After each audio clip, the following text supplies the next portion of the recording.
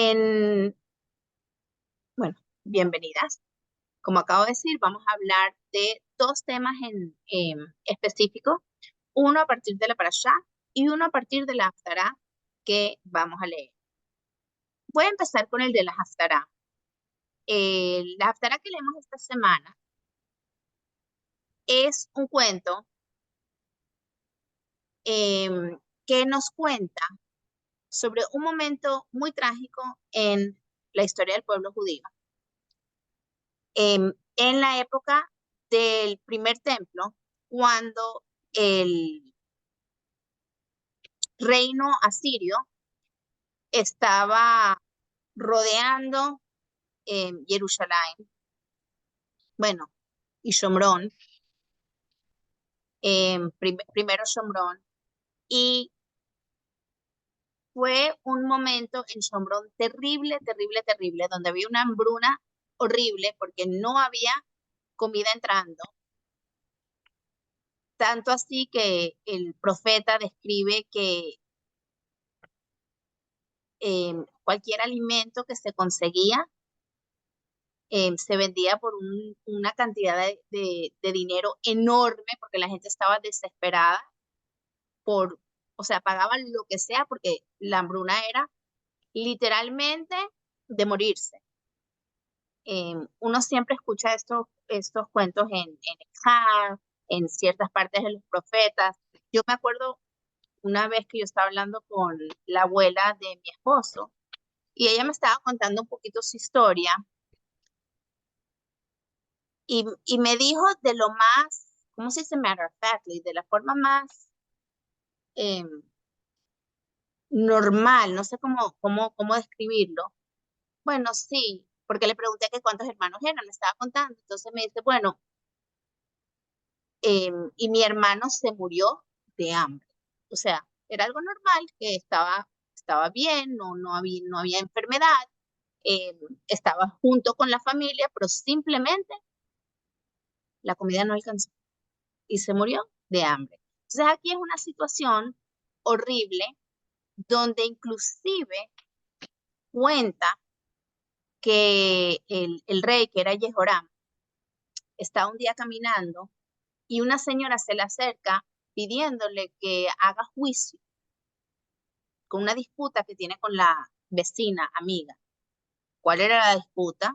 Que la amiga le había dicho, la vecina le había dicho, tu hijo se murió, si no comemos algo vamos a morir, vamos a cocinar a tu hijo,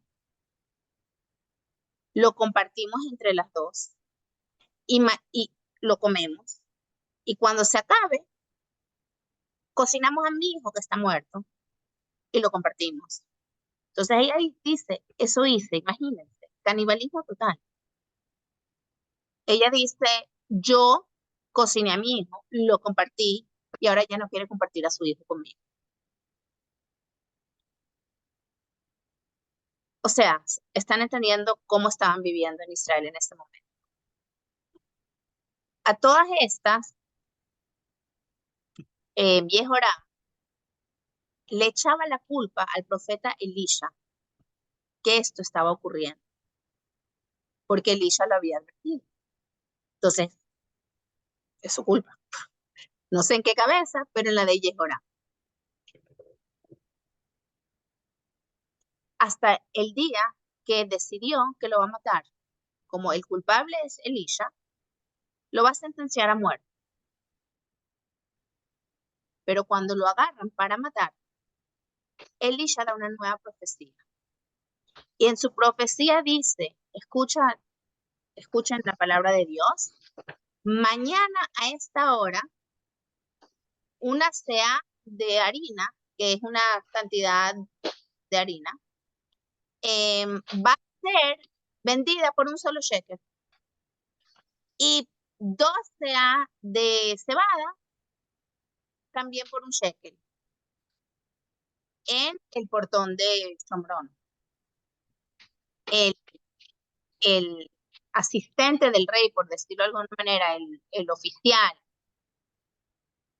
que era cercano al rey, se acerca a Elisha y le dice, o sea, eso es imposible. Es absolutamente imposible. Aunque Dios ponga ventanas del cielo para que caiga, esto no puede pasar. Y Elisha le responde, tú lo vas a ver, pero no lo vas a comer. ¿Qué ocurre en ese momento? En ese momento, la historia pasa en la Haftará a 4 personas que están afuera de la ciudad de Shomron. ¿Por qué estaban afuera? Porque tenían sal. ¿Qué? Ya puedo meterlo. Sí, sí, sí. Porque tenían, ya va a hacer. Ajá. Porque tenían zarat. Por tener zarat, que es la lepra, o sea, la mal traducida lepra, es una enfermedad espiritual. Ellos no podían estar dentro de la ciudad y habían sido expulsados de la ciudad.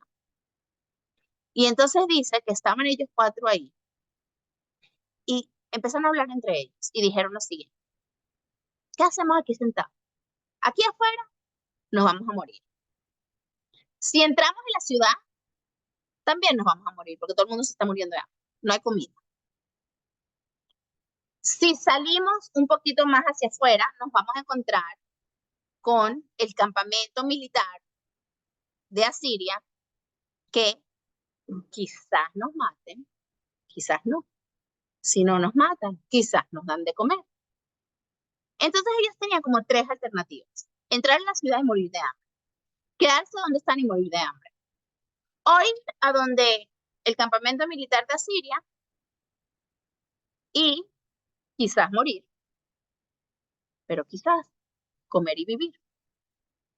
Y entonces decidieron ir al campamento militar. Porque dijeron, ¿por qué nos vamos a quedar aquí para morir? Vamos a hacer algo. En ese momento ocurrió algo extraordinario. Hashem hizo un milagro. Y el milagro fue que el campamento militar imaginó, escuchó que habían cientos de caballos viniendo hacia ellos y escucharon espadas como pegándose una a otra y sintieron que había un ataque fuertísimo contra ellos. No estaba ocurriendo. Fue algo que todos escucharon, sintieron, se atemorizaron, pensaron que los judíos habían, ¿cómo se dice? Hired, habían Contratado. contratado a los egipcios y a los gitín para atacarlos y salieron corriendo atemorizados. Algo parecido pasó en la guerra de los 6 días, donde también pensaron en varios momentos y los egipcios con miedo se soltaron lo que tenían y se escaparon. Pero el punto es que llegan estos 4 leprosos pensando, quizás nos matan, quizás nos dan de comer, y no había nadie. Lo que había era comida para un campamento y ellos eran 4. Empezaron a comer y entre ellos dijeron, no está bien lo que estamos haciendo. Tenemos que ir a avisar a Israel, tenemos que avisarle al rey. Y entonces se van a las puertas que están rodeando Shomrón y le dicen, y al principio no les creen. Al principio no les creen, pensaron que era una trampa, que los habían mandado para decir eso y que había una emboscada o algo. Pero ellos insistieron tanto que el rey decidió mandar un poquito de soldados de prueba y efectivamente volvieron con la noticia de que el milagro había pasado. Todo el pueblo judío salió corriendo a buscar comida del campamento militar y efectivamente se desvalorizó el valor de la comida en el sentido de que por lo que uno antes pagaba muchísimo, estaba pagando muy poquito porque cuando hay abundancia, los precios bajan. Efectivamente, ese soldado del rey, ese oficial, Dice que nunca, o sea, estaba en la puerta en el gate, en la reja para salir, y el tumulto de gente o sea, lo atropelló, y caminaron encima de él de tal forma que él se terminó muriendo. O sea, que vio que sí ocurrió el milagro de Hashem, pero no llegó a comer. Esta historia es una historia que leemos todos los años en la Haftará de esta semana de Metzorá, que siempre queda cerca de Pesca. Y obviamente tiene varios mensajes. Aparte del mensaje primero y obvio de cuánto tenemos que apreciar la abundancia que tenemos. Tenemos tanto y no nos damos cuenta de lo que tenemos. Nos quejamos por, por, por tonterías.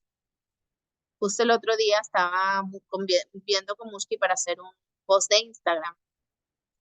Y entonces, una de las cosas que estamos diciendo es que antiguamente limpiar tu casa para pesca, tenías una carpa con una o dos habitaciones, la limpiabas y ¡shoy! ¿Cuánto tiempo tomaba limpiar para pesca? Era algo muy sencillo. ¿Por qué? Porque no había nada que limpiar, porque no teníamos mucho. Hoy en día, si nos quejamos de la limpieza, es porque tenemos tanto. Porque el que no tiene mucho que limpiar. Es solo el que tiene. Y creo que eso es algo que hay que recordar. Hay que recordarnos y apreciar lo que tenemos. Aunque yo siempre insisto que el polvo no es hametz, nuestra familia no es el corbán de pesa. Y sí, yo confieso, este domingo hice limpieza de closets de mis hijos. Y Dobby me dice, mami, pero eso no es limpiar para pesas. Y dije, no. Pero a mí me gusta, antes de pesas, me dice que está el double battery y está grabado. Díganme. Está, ya, déjenme ver, porque no sé, lo tengo enchufado y me...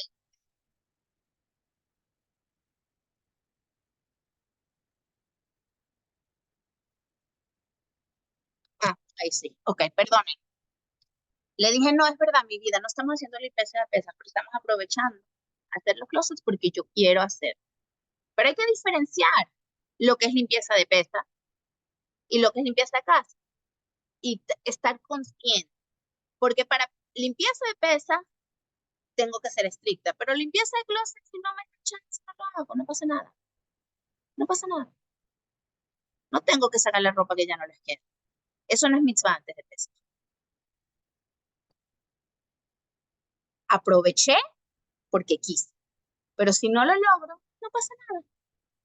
Volviendo a. Entonces, ¿qué es una persona que tiene lepra? Específicamente en la época en la que ellos estaban viviendo. Eran personas que estaban pasando por una situación donde literalmente estaban entre la espada y la pared. Las tres alternativas que tenían eran: uno, muerte; dos, muerte; tercero, probablemente muerte. Esas eran sus tres alternativas. Muchas veces nos pasa que estamos en situaciones que miramos nuestras alternativas y miramos para el lado uno, no me gusta el outcome. Mira, lado dos,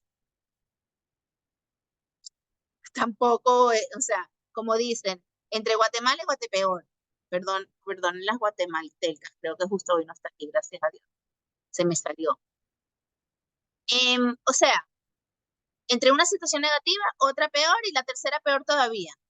Entonces, ¿qué hacemos? Generalmente cuando estamos en esas situaciones, no hacemos nada, porque no tengo nada que hacer. Y ese es el error. El mensaje de esta Haftará es, aunque tú no veas una alternativa con una salida, que al final del puente haya luz, tú no lo ves, pero tienes que empezar a caminar el puente. Tienes que dar un paso. Elegir el menos guatepeor y empezar a caminar. Tienes que moverte. Lo peor que uno puede hacer es paralizar. El parálisis es anti-Jewish. Haz lo que puedes. Escuché un cuento que a mí me marcó muchísimo de un muchacho que perdió a su papá muy, muy joven, chiquito, primario, y empezó a afectarle emocionalmente y empezó a actuar súper mal. Nunca estaba en clase y cuando estaba en clase hubiera sido mejor que no estuviera en clase. Y llamaron a la mamá una vez y dos veces y a la quinta decidieron, o sea, el comité, los profesores en la junta decidieron, vamos a no molestarla más. La pobre no puede, no, o sea, tiene tantos problemas ya con lo que tiene. Ella igual no puede hacer nada. Y tomaron la decisión de, bueno, dejar que el niño pase de la forma mínima necesaria de año en año, ayudarlo lo que puedan, pero no decirle nada. Pasan unos años, 2, 3 años, no me acuerdo exacto, y llega el día que ya la yeshiva no puede más con este chamo. No puede. Era un horror. Y toman la decisión que lo van a expulsar de la yeshiva. Llaman a la mamá para informarle de la decisión. Y cuando ella viene y le informan, ella dice, ya no entiendo. Se llevan años que no me dice nada de mi hijo, yo asumo que todo está bien. ¿Cómo me llamas de un día para otro a decirme que lo van a expulsar? O sea, tiene que haber una advertencia, una primera, una segunda, o sea. Y ellos le confiesan, mira, esto lleva años empeorándose. Lo que pasa es que tomamos la decisión al darnos cuenta que tú no podías hacer nada. No estaba en tus manos, no estaba en tu control, no te queríamos angustiar, pero ya no lo podemos seguir teniendo aquí. Simplemente no te dijimos nada porque tú no podías hacer nada. Y ella les dijo, pues yo los voy a llevar a un betín, porque ustedes están haciendo lo incorrecto, ustedes no pueden votar a mi hijo sin previo aviso, sin darme un chance. Llamen a tal rabino. Entonces llamaron a un rabino, no me acuerdo quién, para presentar el caso y la yeshiva no tenía ni la menor duda. Lo que hacía este muchacho era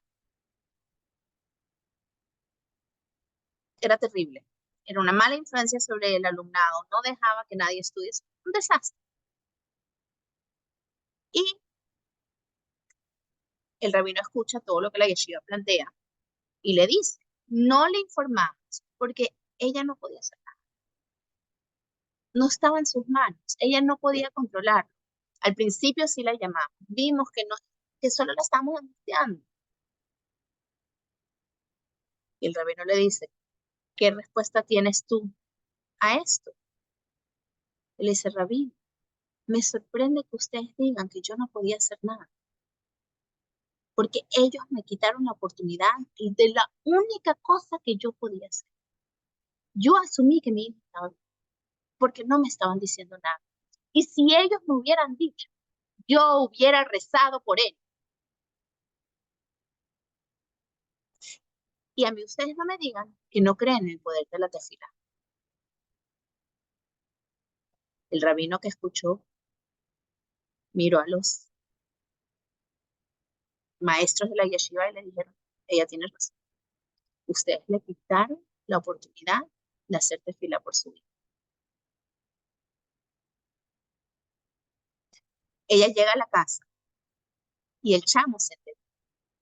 Se enteró de todo lo que había pasado porque ya los morim le habían dicho que iba a ser expulsado. Y él le dice, no, no te expulsaron. Y le contó todo por qué. Y él la mira y le dice, ah, ¿y tú qué crees que va a ser la tefila? Le dijo, la tefila es que yo y Dios creemos en ti. Ahora solo falta que tú creas en ti. El final del cuento es que ese muchacho hoy es un maestro en una yeshiva que se dedica a ayudar a los chamos que les cuesta y que tienen dificultad de aprender. A veces no vemos alternativas, pero siempre hay algo que podemos hacer. Siempre. A veces puede ser solo tefila, ojo, sin minimizar la tefila, ¿ok? Pero a veces hay pasos que podamos tomar. Lo que pasa es que pensamos, hasta ese paso es probable que no me dé resultados. Como ellos dijeron, probablemente nos maten, pero quizás nos den de comer. Lo bueno que hicieron fue que tomaron iniciativa. Y ese es el mensaje de esta parasha, de esta haftará. Hay que tomar iniciativa. Y el último mensaje que quiero mencionar de esta haftará es que sabemos que la lepra o el leproso era la persona en la época en la que existía la lepra. Hay un mamar espectacular del Alter Rebbe de por qué hoy en día ya no existe la lepra, pero no vamos a hablar de eso en este momento. Pero era como ¿cómo se dice? Dentro de los estratos sociales, dentro de los niveles de aceptación social, el leproso era el peor de todos. Era el expulsado, el outcast. ¿Cómo se dice outcast en español? Ayúdenme. El relegado. ¿Qué? El relegado, el que no pertenece, pues. Que no pertenece, el que lo tiene que poner en cuarentena, solo, completamente abandonado. Vivían solos, fuera de civilización. Sin embargo, la Torah dedica 2 parashiot completas a estas personas, a sus síntomas, a cómo tenían que vivir, pero lo más importante, a su proceso de purificación y sanación para volver a la civilización. Yo creo que es importante recordar que todos tenemos 2 tipos de leprosos en nuestra vida. La persona externa a nosotros, la que no quiero tener nada que ver con esta persona, que los ignoramos, que sentimos que están por debajo de nosotros. Y sentimos que separándonos es que podemos nosotros estar mejor. Pero la verdad es que quizás si les damos importancia, amor, los ayudamos a crecer, sanarse y volver a integrarse, quizás de ellos venga el milagro de la redención, como fue en este momento. Pero más allá de eso, todos tenemos el leproso dentro de nosotros. Las partes de nosotros de las que estamos avergonzados, de las que no queremos pensar en ellas porque esta es la parte de mí que no me encanta. Quiero esconderla, quiero no verla tanto. Y esta haftará quizás nos recuerda que al revés, que a veces trabajando esa parte de ti, puedes realmente lograr tu propia redención personal. Y eso es lo que es Pesaj. Pesaj es la búsqueda y la eliminación de todos los aspectos de nosotros que son el ego, que es la fuente de todo lo negativo. Es la búsqueda de la humildad y la búsqueda de esa libertad y redención personal de todo Israel y de todo el mundo. Y quizás por eso, muchas veces en la Torá se refiere a Mashiach como el leproso. Porque es el entendimiento de que es solo cuando tenemos por decirlo de alguna manera, la valentía de asumir, enfrentar esas partes de nosotros que nos avergüenzan, que no nos gustan, que queremos ignorar,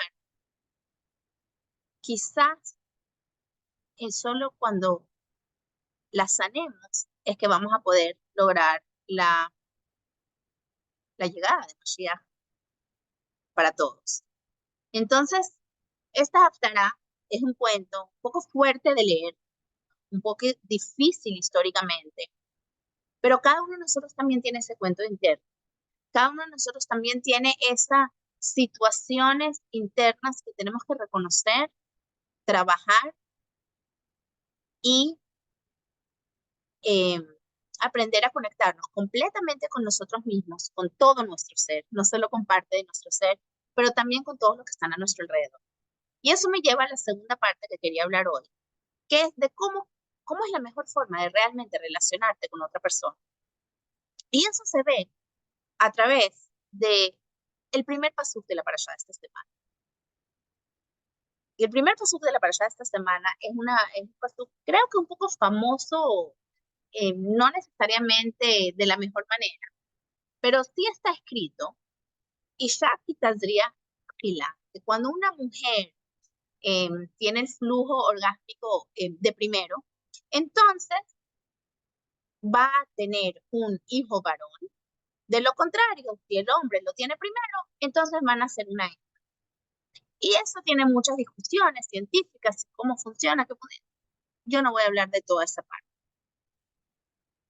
Yo voy a hablar basándome en unas palabras del Alter Rebbe, de un mamar del Alter Rebbe muy famoso, en el que nos enseña que a partir de este pasú aprendemos a cómo relacionarnos con nuestra pareja y con cualquier persona, con la que queremos lograr una conexión verdadera y una unión real.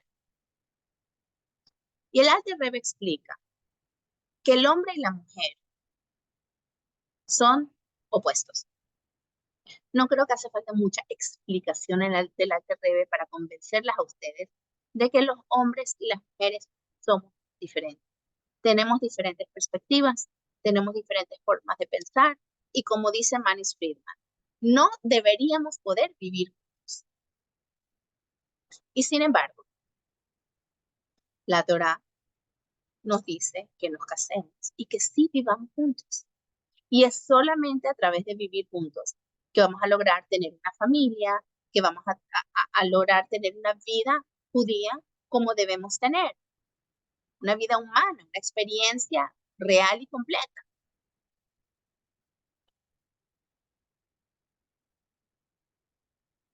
Y el Alter Rebbe dice que el hombre es como el agua, la mujer es como el fuego, y no deberían poder estar. La mujer es Gesed, perdón, el hombre es Gesed y la mujer es Geburah. Y cuando uno escucha eso, la primera vez que uno lo empieza a leer, el mamá dice, ¿what? Yo pensé, o sea, si yo les preguntara a ustedes, ¿quién creen que representa Gesed y quién cree que representa Geburah? ¿No pensarían que el hombre es Geburah y la mujer es Gesed? O sea, es sorprendente esa forma del Alter Rebbe decirlo. Además que cuando uno estudia la mamar, o sea, he could have said it the other way, hubiera funcionado el concepto. Entonces, hay que entender lo que significa eso. Y una de las formas de entenderlo es que Gesed es un poco abstracto. Gesed es como ese amor grande, pero que se queda en lo grande. Mientras que Geburah es cuando uno se empieza a meter en los detalles. Ahora todos sabemos que Gesed, para ser un Gesed completo, tiene que incluir Geburah. Y para un Geburah ser completo, tiene que incluir Gesed. O sea, Abraham es el típico ejemplo de Gesed, pero Ismael también es el típico ejemplo de Gesed. Uno es Gesed como debe ser, el otro es Gesed como no debe ser. Abraham era el Gesed para dar, Ismael era el Gesed para recibir. El Gesed egoísta. Yitzhak representa Geburah. Stab también representa Geburah. Otra vez, uno para bien, otro para no bien. En Sfirat HaOmer, lo que vamos a empezar a hacer desde Pesach es precisamente trabajar la integración de estos elementos en nuestra persona. Cuando uno entiende esto, uno entiende que la verdadera Geburah, la verdadera disciplina, que parte de Gesed, es el Gesed elevado. O sea, Geburah, cuando parte de Gesed, es Gesed potenciado. ¿Me están entendiendo lo que estoy diciendo? ¿Tiene sentido lo que estoy diciendo? ¿Me estoy explicando bien? Sí, ok. Entonces, si tú piensas muchas veces en la mujer como Gesed, claro, pero es el Gesed potenciado que incluye la Geburah. Antiguamente era muy típico que el hombre era el que llegaba a la casa a regañar y el típico regaño de la mujer era, le voy a decir a tu papá cuando llegue, ¿verdad? Eso es antiguamente. Hoy en día no, hoy en día es al revés. Hoy en día casi que el papá es el que dice, le voy a decir a tu mamá, en la mayoría de los casos. Obviamente todos tenemos aspectos masculinos y aspectos femeninos. Todos tenemos ambos. Y todos tenemos Gesed y Geburah, no importa si eres hombre o mujer. Lo importante que hay que entender es que se contradicen Gesed y Geburah. Esos aspectos masculinos y femeninos podrían chocar. Entonces, ¿qué nos dice la Torá? Nos dice, si tú quieres una unión en la que vas a tener la bendición de tener hijos, que salgas algo de esta unión. Hijos pueden ser físicos, pueden ser espirituales, pueden ser de muchas maneras. O sea, nuestras mitzvot también son llamadas nuestros hijos, porque son nuestras acciones, lo que dejamos en este mundo, las huellas que dejamos en este mundo, también son nuestros hijos, no solo los que parimos con un embarazo y un parto en clínica. ¿Okay? Todo lo que sale de nosotros, que dejan huella en este mundo, todo eso son nuestros hijos. Y el Alter Rebbe explica,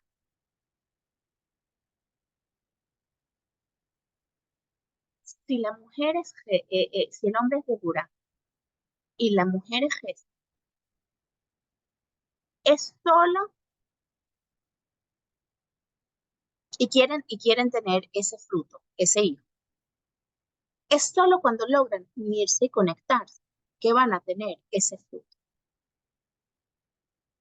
Pero ¿cómo lo hacemos si somos opuestos? Entonces el Alter Rebbe explica, si entendemos que Gesed incluye Geburah, claro, el fuerte Gesed, pero incluye Geburah.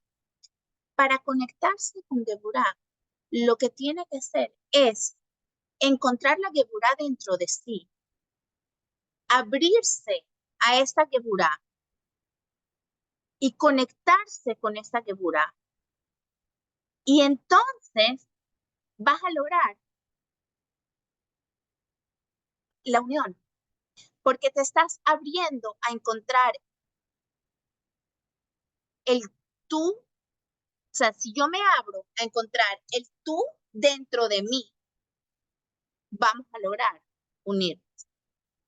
Si yo soy capaz de escucharte, de qué pasa muchas veces, cuando dos personas hablan, especialmente un hombre y una mujer, pareciera una conversación de ping-pong.